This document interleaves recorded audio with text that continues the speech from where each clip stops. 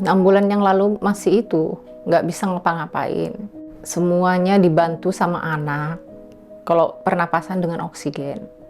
Semua jalan juga, jalannya cuma berapa langkah, langsung sesak. Ke toilet juga udah bisa, harus pakai oksigen. Semua. Tidurnya juga harus dibantu. Pakai oksigen, bantalnya juga harus tinggi. Rosmawati came to me in December in desperate need of help because of her underlying pulmonary hypertension.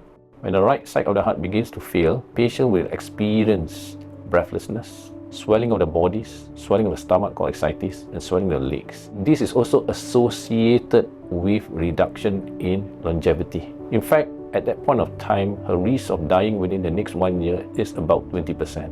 Essentially, it's 20 times more than the usual person. As doctors, we know that there are 3 modulation of the pathway that can be done, and all drugs of this pathway has been tried on her for over the years. The treatment that she has received has been exhausted.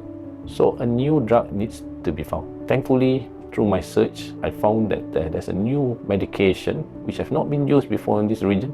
At this point of time is where I approached Edgar. So sotatercept was the drug that we feel that it may be useful.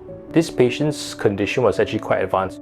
She was actually already on 3 different classes of medications, and at that point she was very symptomatic. So it was just fortunate that when she first arrived, sotatercept was available and approved by the authorities, and therefore we had access to the medication. This means that patients who come to Singapore, or our own Singapore patients, will have access to this drug earlier than many other parts of the world. So this is something that we're actually quite grateful for. Sotatercept is a different molecule from the rest of the drugs that are available right now. You can imagine sotatercept is a little bit like a sponge. So it actually removes these proteins that drive the accumulation of more cells within the lung arteries that block the blood flow. By actually arresting these bad proteins, so to speak, they actually improve overall the health of the arteries, and therefore translate to better outcomes in terms of lowering the lung pressures and making patients feel better. So it actually works at the root cause.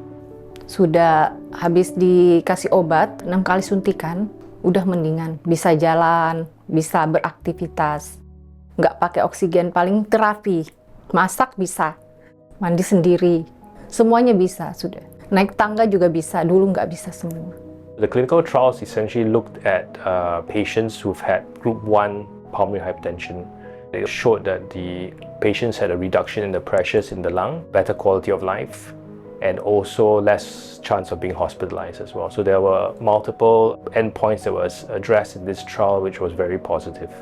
Terima kasih kepada Dr. Rajak dan Dr. Edgar yang memberikan motivasi, dorongan, dan semangat kepada saya untuk supaya sembuh, supaya kuat.